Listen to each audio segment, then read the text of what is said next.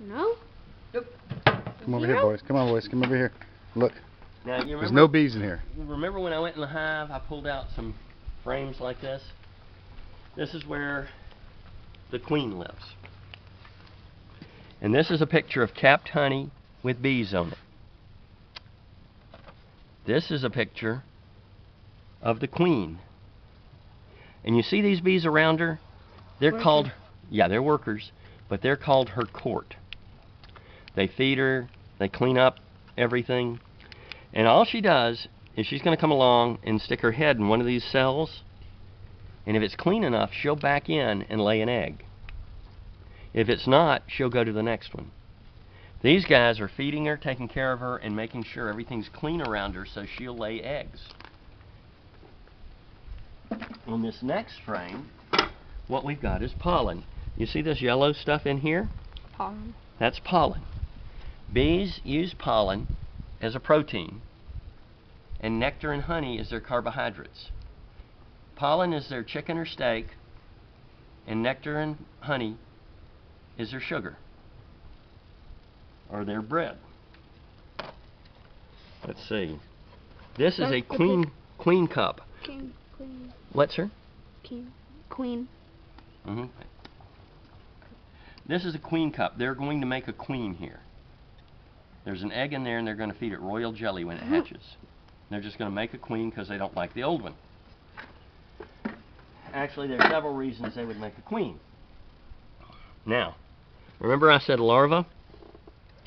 This is a picture of larva. So all the little white things are larva? Mm-hmm.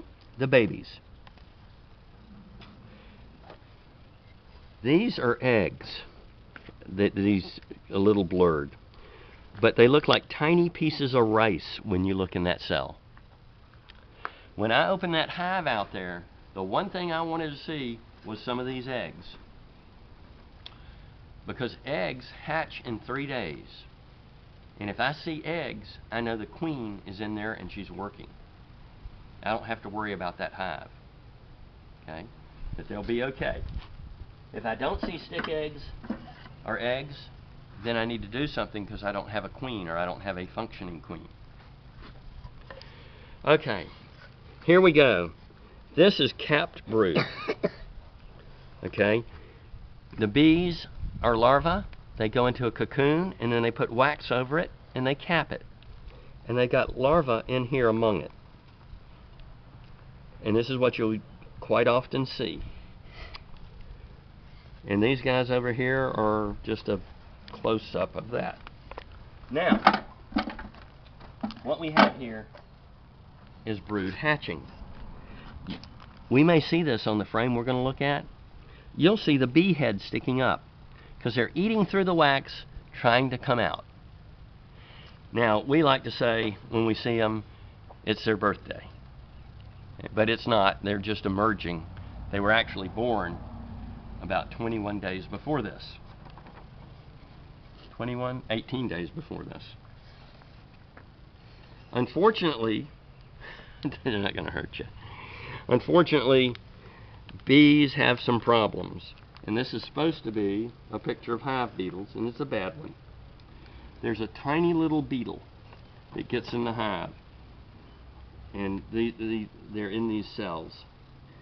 And the bees keep them corralled up. The bees control them most of the time. When the hive gets weak, the beetles can take over. If it were a better picture, I'd talk more about it. It's all right. Let me see. This is a varroa mite. There's a small little animal that gets on bees, and it's called a varroa mite. And that's a picture of it. You see that little red dot? That's a mite. If you take your fist and put it anywhere on your body, that's the same size to you that a varroa mite is to a bee. And what that varroa mite would do to you is it would suck your blood. And that's what the varroa mite does to the bee. It's not a very good thing. It kills bees? It doesn't kill them. Eventually it would kill them when there are too many of them in the hive and too many on a bee. It makes them sick over the long haul. Now, remember I said there's a small hive beetle in that picture? What they do is they lay their eggs in the hive, and those eggs hatch, and you get these little worms. And they eat all the honey and all the pollen. Okay? Now, if you have a strong hive, that doesn't happen. If you have a weak hive, it begins to happen, and you have to do something. As a matter of fact, we almost always catch it before it happens. That's why we're beekeepers. By the time that's happening, it's really happening, the hive is dead, and you might as well just clean it up and go on. This is what's called chalk brood, which is just a disease the bees get. The brood turns into a chalky little compacted thing, and it kills them. This is what wax moths do to a hive. When you have a weak hive, this moth flies in, and she lays her eggs, and those eggs hatch, and you get these big ugly worms, and they eat up everything, and they leave what looks like a spider web. Those guys are nasty. And again, you never see them unless the hive is dead, because the bees keep them out. Let me see, what is this one? Advanced American foul brood. Foul brood is just a disease bees get. The cure for it is you burn the hive. You do not like to see this show up. And the way you test for it is you stick a piece of grass or straw in a cell that looks like it's got it. And if it comes out and it's ropey, you've got it. But American foul brood smells awful. When you lift the lid, you pretty much are going to know you've got it. I've never had a problem with it. Florida has the best apiary inspection laws and rules in the world. We have the lowest incidence of American foul brood in the world. What, less than 1%. Jerry Hayes, the chief of apiary inspectors, says you can always tell when the guys from Minnesota are moving into Florida because you see the fires on the horizon. Because we burn so many of their hives. Because they get checked when they bring them in. So that's a short course on bees and some of the problems they can have. And my mango tree is sticking to my hive. Now we get to the really exciting part. You ready, guys? What is that you've got there? Is that a tiger? Yeah. Oh, it's not Tigger, but it's a tiger. I have a white tiger too, and I named it It's Tiger. incredible. I'm recording this because I think I'm going to try to YouTube it for you. And we got all these noises in the background. It's amazing.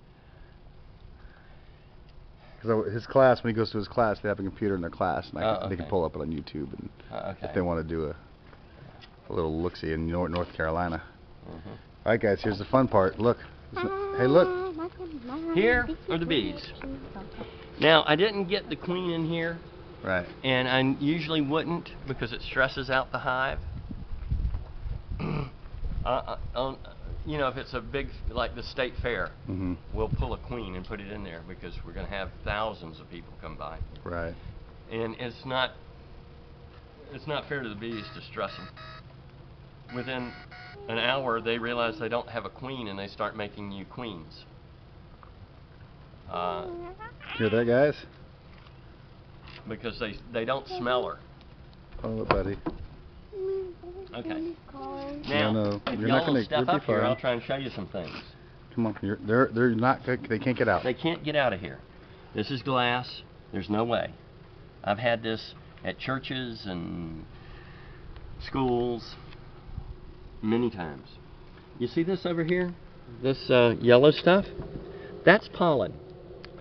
Bees take pollen and they put it with some enzymes, and they take a fungus and they make bee bread that they feed the larvae and they eat. Okay? They don't just eat raw pollen. And this is the capped brood. Okay, these are all going to emerge.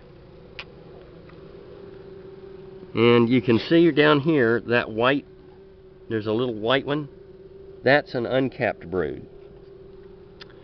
On the other side, there are probably going to be more brood. Let's go on the other side. Go on the other side, boys. Yeah, these are uncapped brood. Right here, the bees are getting in the way. There are not a lot in here. I didn't pick one that had a lot. Why, I don't know. I didn't pick one that had any honey because this particular hive isn't storing honey in the brood box. Many times they do, sometimes they don't. There's more pollen over here, and you see this bee here? Yeah.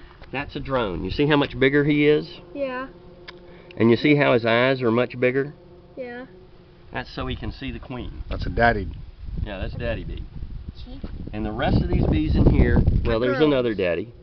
Yeah, if they're not these big bees, they're girls. Touch this. Ladies. Yep, the ladies do all the work in the beehive.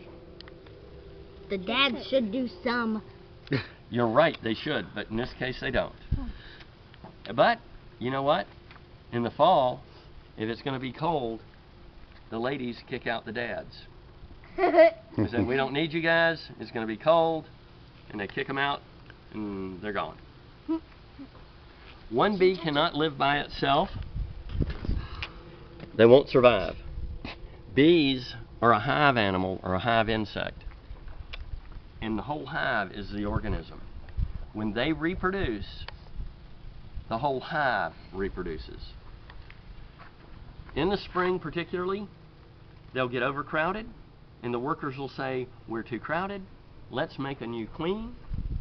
So they start making a queen. A couple of days before that queen hatches, the old queen takes off with 50 to 60% of the hive, and they go find a new place to live. And that's how they reproduce. Now you have an old hive and a new hive. Okay? We try to prevent that from happening, but we're not always successful. As a matter of fact, most of the time we're not successful. But we try. Do y'all have any questions? I think that daddy right there is dead. Oh, I don't see. That one, daddy over there is dead too. Ooh, I